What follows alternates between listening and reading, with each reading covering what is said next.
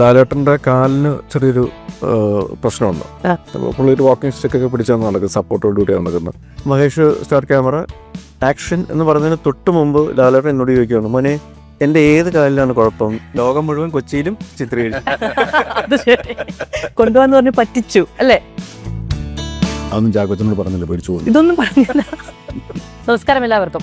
മലയാള cinema താരബാഹുല്യങ്ങളുള്ള cinema ഒരുപാട് കണ്ടിട്ടുണ്ട്. എൻ്റെ ഒരു വശത്തു നിന്ന് ഒരിത്തിരി കൂടുതൽ പ്രകാശം വരുന്നുണ്ടാകും സ്വാഭാവികമായും. മലയാള സിനിമയുടെ ഏറ്റവും പ്രിയപ്പെട്ട താരങ്ങൾ എന്ന് പറഞ്ഞാൽ പോരാ, മലയാള സിനിമ അതിൻ്റെ ജീവിതം കൊണ്ട് അടയാളപ്പെടുത്തിയ അഭിനേതാക്കൾ എൻ്റെ ഒപ്പമുണ്ട്. അതിലൊരാൾ എന്നത് ഞാൻ ഒരു തരത്തിലുള്ള ഇൻട്രോയും നൽകണം എന്നത് ആവശ്യമേ ഇല്ലാത്ത ഒരാളാണ്. നമ്മുടെ എല്ലാവരുടെയും അഭിമാനം, നമ്മുടെ സന്തോഷം, കാണുമ്പോൾ സന്തോഷം കൂടി വരുന്ന ഒരാൾ, നമ്മുടെ പ്രിയപ്പെട്ട മമ്മൂക്ക. അല്ല എന്നുണ്ടോ? ഞാൻ തിരുനേരം കുഞ്ചാക്കനെ നോക്കിക്കൊണ്ടിരിക്കുകയായിരുന്നു. ഞാൻ അപ്പുറത്തോട്ട് നോക്കുക. ശരി, പക്ഷെ അതിനൊപ്പം എനിക്ക് ഓർമ്മയുണ്ട്, എൻ്റെ വീടിൻ്റെ മുറ്റത്ത് വീട്ടിലേക്ക് കയറുന്ന ഇടത്ത് ഒരു ചെറിയ പച്ച കളർ ഷർട്ടിട്ട് ഒരു ചിത്രമുണ്ട്. ഒരു ബൈക്കിലിരിക്കുന്ന ഒരു ചിത്രം. ഇവിടെ ഒരു ബട്ടൺസിൽ കുടുങ്ങിക്കിടക്കുന്ന ഒരു മാലയുണ്ട്. ആ ചിത്രം ഇല്ലാത്ത ഒരു വീട് ഒരു കാലത്തുണ്ടായിരുന്നില്ല കേരളത്തിൽ. പിന്നെ ഒരൊറ്റ ക്യാരക്ടറിൻ്റെ പേര് ഒരു 10-15 അത്രയും ഉണ്ടാവുമോ അല്ലേ? ഒരു 5 മിനിറ്റ് ഒരു സിനിമയിൽ വന്നിട്ട് ഗുപ്തൻ എന്നൊരു പേര് പറഞ്ഞാൽ പിന്നെ നമുക്കൊരു ഇൻട്രോ ആവശ്യമില്ലാത്ത ഒരാൾ രാജീവ് മേനോൻ. ഈ 3 പേരുമാണ് എന്നോടൊപ്പം ഇരിക്കുന്നത്. പെറ്റഡ് സിനിമയുടെ വിശേഷങ്ങൾ പറയാൻ, മലയാള സിനിമയുടെ ഇനി സംഭവിക്കാനിരിക്കുന്ന മഹാത്ഭുതത്തെക്കുറിച്ച് നമ്മളോട് സംസാരിക്കാൻ. നമുക്ക് പറയൂ, എന്താണ് ഈ സിനിമ, എങ്ങനെയാണ് ഈ സിനിമ സംഭവിച്ചത്? ഈ സിനിമയുടെ കഥയുമായിട്ട് ആദ്യം എൻ്റെ അടുത്ത് വന്നപ്പോൾ തന്നെ ഞാൻ വിചാരിച്ചത് മലയാള സിനിമയുടെ കയ്യിൽ ഒതുങ്ങുന്ന ഒരു സിനിമയായിരിക്കില്ല. അത്രയും വലിയ ക്യാൻവാസിലുള്ള ഒരു വലിയ സിനിമ, വലിയ സ്കെയിലിൽ എടുക്കേണ്ട സിനിമ, ഇതെങ്ങനെ നമ്മൾ എടുക്കാൻ പറ്റും? Too big for Malayalam. അങ്ങനെ മഹേഷിൻ്റെ അടുത്ത് ഞാൻ പറഞ്ഞു, ആരാ പ്രൊഡ്യൂസർ? ആ പേരുണ്ട്, ഇവരുണ്ട്, മറ്റൊക്കെ പറഞ്ഞു. പക്ഷേ ഒന്നും വർക്കൗട്ട് ആവുന്നില്ല. പിന്നെ ആൻഡ്രോ എൻ്റെ കൂടെ എപ്പോഴുള്ള ഒരാളായതുകൊണ്ട് ആൻഡ്രോ ആ ഭാരം ഏറ്റെടുക്കുകയാണ് ഉണ്ടായത്. ആൻഡ്രോയ്ക്ക് സപ്പോർട്ടിനായിട്ട് കുറച്ച് പേരുണ്ട്, അത് ഒറ്റയ്ക്കല്ല. അങ്ങനെ അത് ആരംഭിച്ചു. സിനിമ അവസാനം ഷൂട്ട് ചെയ്ത് മെയ് 1-ാം തീയതി പുറത്തിറങ്ങാൻ തയ്യാറായിരിക്കുക. ആദ്യം വരുമ്പോൾ മമ്മൂക്ക മാത്രമാണ് മനസ്സിൽ നിന്നാണ് സംവിധായകൻ പറഞ്ഞത്, മഹേഷ് പറഞ്ഞത്. മോഹൻലാലിന്റെ പേര് മാത്രം പറഞ്ഞിട്ടില്ല, അത് മമ്മൂക്കയാണ് പറഞ്ഞത്. അല്ലല്ല, അതിന് നമ്മൾ കുറച്ചുകൂടെ നാഷണൽ അട്രാക്ഷൻ കിട്ടാൻ വേണ്ടി അങ്ങനെ ആരെങ്കിലും ബഡ്ജറ്റും കൂടി കാരണമായിരിക്കും അല്ലേ? ബഡ്ജറ്റും കൂടെ നോക്കുമ്പോൾ നമുക്ക് ഒന്ന് ആരെങ്കിലും ബോംബെ നിറക്കാം, ഹിന്ദി സ്റ്റാർസിനെ വിളിക്കാമെന്നുള്ളത്. ഞാൻ പറഞ്ഞു, നാഷണൽ സംഭവത്തൊന്നും ഹിന്ദിക്കാര് തന്നെ വേണമെന്നില്ല, നമ്മളൊക്കെ അത്യാവശ്യം അറിയുന്നവരാണ് അവിടെ. അങ്ങനെയാണ് മോഹൻലാൽ വരുന്നത്. അവിടെ പുള്ളിയോട് സംസാരിക്കാൻ പറഞ്ഞു. സംസാരിച്ചപ്പോൾ പുള്ളി വിത്ത് ഹാപ്പി, വളരെ സന്തോഷത്തോടുകൂടി പുള്ളി സ്വീകരിക്കാം. എത്ര വർഷത്തിന് ശേഷമാണ് അല്ലേ രണ്ടുപേരും കൂടി? ഞങ്ങൾ സിനിമയിൽ അഭിനയിക്കുന്നില്ലെന്ന് മാത്രമേ ഉള്ളൂ, എല്ലാം കാര്യങ്ങൾ. ശരിയാണ്. ഓരോ പോസ്റ്റ് വരുമ്പോഴും, ഓരോ പിറന്നാൾ വരുമ്പോഴും, ഓരോ സിനിമ പറഞ്ഞൊരു ഷോ, അത് ഇത് നമ്മളങ്ങനെ ഒരു മിസ്സിങ് പരസ്പരം ഇല്ല. അങ്ങോട്ടും ഇങ്ങോട്ടും കാണാതിരിക്കുമോ സംസാരിക്കാതിരിക്കുമോ, എപ്പോഴെങ്കിലും എന്തെങ്കിലും കാരണത്തിന് സംസാരിക്കേണ്ടി വരും, അല്ലെങ്കിൽ കാണേണ്ടി വരും, അല്ലെങ്കിൽ എവിടെയെങ്കിലും പൊതുവേദികളിൽ കാണും, അങ്ങനെയൊക്കെ ഉണ്ടാവും. അത്രത്തോളം ഒരുപക്ഷെ ഇവരെയൊന്നും കാണാറില്ലായിരിക്കും നമ്മൾ. ആ കൊച്ചമ്പൻ നമ്മൾ വീടിനടുത്തായത് കൊണ്ട് ഇടയ്ക്കൊക്കെ അങ്ങോട്ടും ഇങ്ങോട്ടും വിളിക്കണം. ഓക്കെ, ചാക്കോച്ച, ഈ സിനിമ, ഈ ക്യാരക്ടർ ഇത് പറഞ്ഞപ്പോൾ ഉള്ളൊരു ഫീൽ, ഇത്രയും വലിയ സ്കെയില്, ഇത്രയും വലിയ പ്രൊഡക്ഷൻ, ഇവരെല്ലാവരും. അതൊന്നും ചാക്കോച്ചനോട് പറഞ്ഞില്ല, പേടിച്ചു പോകുന്നു. ഇതൊന്നും പറഞ്ഞില്ല. പറഞ്ഞപ്പോ പേടിച്ചോ? ഇല്ലല്ല, ഇത് നേരത്തെ മമ്മൂക്ക സൂചിപ്പിച്ച പോലെ ഇതെങ്ങനെ പുൾ ഓഫ് ചെയ്യും എന്നുള്ളൊരു ഭയങ്കര ഒരു സംശയം ഉണ്ടായിരുന്നു. കാരണം ആ ഒരു സ്കെയിലിൽ എടുക്കേണ്ട സിനിമയാണ്, ഇത്രയും ആൾക്കാരുടെ ഒരു കോമ്പിനേഷനുള്ള സിനിമയാണ്. ലൊക്കേഷൻസും സ്കെഡ്യൂൾസും ഇതിനൊരു ടെക്നിക്കൽ ആസ്പെക്ട്സും എല്ലാം ഒരു മലയാള സിനിമ അങ്ങനെ കണ്ടു പരിചിതമല്ലാത്ത, അല്ലെങ്കിൽ ചെയ്ത് ശീലമില്ലാത്തൊരു മേഖലയായിരുന്നു. അപ്പം അതെങ്ങനെ ചെയ്യാൻ പറ്റുമെന്നുള്ളൊരു കൺഫ്യൂഷൻ ഉണ്ടായിരുന്നു. ബട്ട് അത് മഹേഷിൻ്റെ ഒരു കൺവിക്ഷനും പുള്ളിയുടെ ഒരു ഫോക്കസും പുള്ളിയുടെ ഒരു വളരെ എന്താ പറയുക അൺഡൈങ് ഒരു ഹാർഡ് വർക്കിംഗ് സ്പിരിറ്റ് നിൽക്കൽ ഭയങ്കരമായിട്ടുണ്ട്.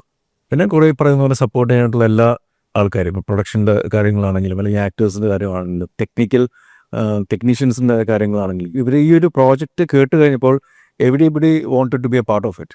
ഏത് ചെറിയ ഒരു രീതിയിലാണെങ്കിൽ പോലും they wanted to be a part of this. അത് ശരി. ഈ ഒരു മൾട്ടി സ്റ്റാർ സിനിമ എന്ന് പറയുമ്പോൾ അവനവൻ്റെ ക്യാരക്ടർ എന്നതിനെ കുറിച്ച് ഒരു ആശങ്ക ഉണ്ടാവില്ലേ? പക്ഷെ ഭയങ്കര ഡെപ്ത് ഉള്ള ഒരു ക്യാരക്ടർ ആണെന്നൊരു പ്രോമിസ് ഉണ്ടായിരുന്നോ? സിനിമയുടെ ഏറ്റവും പ്രധാനപ്പെട്ട കണ്ണികളാണ്. ഈ കഥ മുന്നോട്ട് പോകണമെങ്കിൽ ഇത്ര ആൾക്കാർ വേണം. ഒരാളില്ലാതെ കഴിഞ്ഞാൽ സിനിമ അവിടെ നിൽക്കും.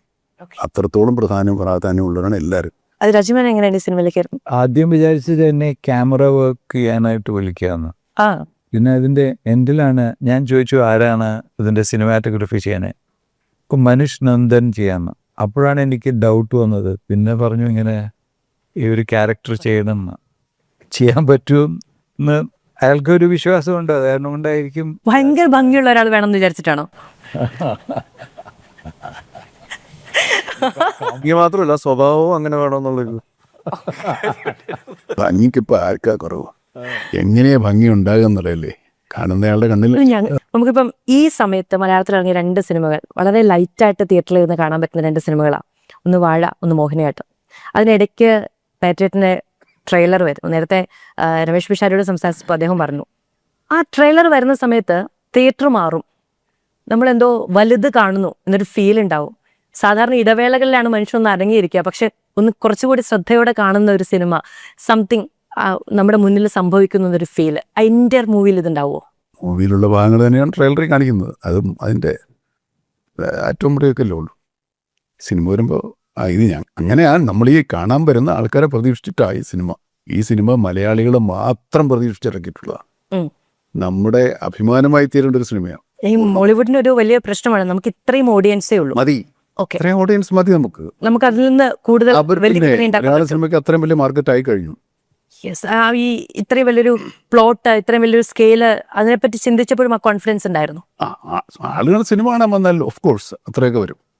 ശരി, അങ്ങനെ കാണാൻ വന്നാൽ അവരുടെ സിനിമയോടുള്ള ഏറ്റവും വലിയ ആത്മാർത്ഥമായ അർപ്പണം തന്നെയാണ് ഈ സിനിമയെ കൊണ്ടുവരുന്നത്. They should dedicate their time and little money. ഈ ട്രെയിലർ വന്നപ്പോൾ ഫീഡ്ബാക്ക് ഒക്കെ എങ്ങനെയായിരുന്നു? സാധാരണ നമ്മൾ കണ്ട് ശീലിച്ച ഒരു ഡ്യൂറേഷൻ അല്ല ഈ ട്രെയിലറിനുണ്ട്, കുറച്ച് അധികമുണ്ട്. അപ്പം അത് ഈ സിനിമ എങ്ങനെ ആവണം നിങ്ങൾ കാണേണ്ടത്, സ്വീകരിക്കേണ്ടത്, ഏത് മൈൻഡ് സെറ്റിലാവണം നിങ്ങൾ ഈ സിനിമ കാണുവാനായിട്ട് തിയേറ്ററിലേക്ക് വരണം എന്നുള്ളതിൻ്റെ ഒരു ഫസ്റ്റ് ഇൻഫർമേഷനാണ് പ്രിപ്പയർ നമ്മൾ പ്രസൻറ്റ് ചെയ്തിരിക്കുന്നത്. തീർച്ചയായിട്ടും നേരത്തെ സൂചിപ്പിച്ച പല ഹിറ്റ് സിനിമകൾ ഓടുന്നതിനിടയ്ക്ക് ആ ഇടവേളയിൽ നമ്മുടെ പേട്ടിൻ്റെ ട്രെയിലർ കാണുമ്പോൾ ആൾക്കാർ പോകാതെ അവിടെ ഇരുന്ന് തന്നെ ഇത് കാണുന്നുണ്ടെങ്കിൽ ആ രീതിയിൽ തന്നെ ആ സിനിമ തിയേറ്ററിൽ വന്ന് കണ്ട് എക്സ്പീരിയൻസ് ചെയ്യേണ്ട ഒരു സിനിമയാണ്. ഇതിന്റെ ഈ നേരത്തെ ലൊക്കേഷൻസിന്റെ കാര്യം നിങ്ങൾ പറഞ്ഞു, ഇതിൽ ഇല്ലാത്ത ഒന്നും ഇല്ലല്ലോ. വിമാനത്താവളം ഉണ്ട്, ഫൈറ്റർ ജെറ്റ്സ് ഉണ്ട്, കപ്പലുണ്ട്, അപ്പോ കാരിയർ പ്ലെയിൻ ഉണ്ട്, സംഘാടന വാഹനങ്ങളില്ല, കാണാത്ത സ്ഥലങ്ങളില്ല, ലോകം മുഴുവനും പോയി ചിത്രീകരിച്ചു, പിന്നെ കൊച്ചിയിലും. എന്റെ ഒരു സംഘാടനം എങ്ങനെയായിരുന്നു? ലോകം മുഴുവൻ കൊച്ചിയിലും ചിത്രീകരിച്ചു. കൊണ്ടുപോകാന്ന് പറഞ്ഞ് പറ്റിച്ചു അല്ലേ? അതങ്ങനെയല്ല, ഇതിപ്പോൾ അത് എനിക്ക് തോന്നുന്നു മഹേഷിന്റെ ഒരു എഡിറ്റർ എന്നുള്ള രീതിയിലും കൂടെ ഉള്ള ഒരു ക്വാളിറ്റി അതിൽ നമുക്ക് കാണാനായിട്ട് സാധിക്കും. Is A writer, is A director, is N editor as well. So അതുകൊണ്ട് പുള്ളിക്ക് അറിയാം എന്താണ് വേണ്ടാത്തത് എന്നതിനെപ്പറ്റി വളരെ വ്യക്തതയുള്ള ആളാണ്. വെറുതെ എടുത്തു വെക്കുന്നതിന് പകരം ആവശ്യമുള്ളത് മാത്രം എടുക്കുക, അല്ലെങ്കിൽ ആവശ്യമില്ലാത്തത് വേണ്ട, ഇത്ര മതി എന്ന് പറയുന്ന ഒരു എഡിറ്റ് പോയിന്റ് പുള്ളിയുടെ മനസ്സിലുള്ളതുകൊണ്ട് തന്നെ അൺനെസസറി ആയിട്ടുള്ള വേസ്റ്റേജ് നമുക്ക് ടൈം ആണെങ്കിലും മണി ആണെങ്കിലും എഫേർട്ട് ആണെങ്കിലും അതൊക്കെ നമുക്ക് അവിടെ സേവ് ചെയ്യാൻ പറ്റുന്നുണ്ട്. അപ്പോൾ അതുകൊണ്ടാണ് എനിക്ക് തോന്നുന്നത് ഇങ്ങനത്തെ ഒരു സ്കെയിലുള്ള ഒരു ഗ്രാൻഡറുള്ള ഒരു ഫിലിം നമുക്ക് പുൾ ഓഫ് ചെയ്യാൻ പറ്റുന്നു എന്നുള്ളത്. അത് ഈ പറഞ്ഞ പോലെ നേരത്തെ സൂചിപ്പിച്ച പല ലോകങ്ങളും നമുക്ക് കൊച്ചിയിൽ പ്ലേസ് ചെയ്യാനായിട്ട് സാധിക്കുന്നത് അങ്ങനത്തെ ഒരു വിഷൻ, ആ ഒരു ഇമാജിനേഷൻ പുള്ളിക്ക് ഉള്ളതുകൊണ്ടാണ്. അതിനെ സപ്പോർട്ട് ചെയ്യുന്ന ഒരു ടെക്നിക്കൽ ടീമും ഒരു പ്രൊഡക്ഷൻ സെറ്റപ്പും കാര്യങ്ങളൊക്കെ ഉള്ളതുകൊണ്ട് made things easy. Not easier, ഒരു വളരെ ടീഡിയസ് ഒരു എഫേർട്ടും കാര്യങ്ങളൊക്കെ ആയിരുന്നു, but it happened, it materialised. ഈ ഡേറ്റ്സ് ഒക്കെ എങ്ങനെയാണ് ഇത്രയും ഒന്നാമത് ഇതിന്റെ പിന്നിൽ പ്രവർത്തിക്കുന്ന ആളുകള് മമ്മൂട്ടി, മോഹൻലാലും, ഫഹദും, അതിപ്പോ എല്ലാവരും അങ്ങോട്ടും ഇങ്ങോട്ടും സംസാരിച്ചൊക്കെ ഡേറ്റ് ഒക്കെ കറക്റ്റ് ചെയ്യും. സാധാരണ ഒരു സിനിമ അല്ലേ ഇത്രയും സമയം എടുത്തല്ലോ, ഓക്കെ, 1.5 കൊല്ലം ആയില്ലേ. ഈ അതിനുള്ളിൽ ഇങ്ങനെ അത്രയും സമയം എടുക്കും ഈ സിനിമ തീർത്തിയാക്കാൻ എത്ര ആൾക്കാരെ വെച്ചിട്ട്. കുറച്ചുകൂടി നേരത്തെ തീർന്നു പോയനെ, പക്ഷേ ചെറിയ ഐ തിങ്ക് എപ്പോൾ ഷൂട്ടിംഗ് ഫിക്സ് ചെയ്താലും ഐ തിങ്ക് എവറിബഡി വാസ് എങ്ങനെയെങ്കിലും ഡേറ്റ് കൊടുക്കണം എന്നുള്ള ഒരു ചിന്തയിലായിരുന്നു.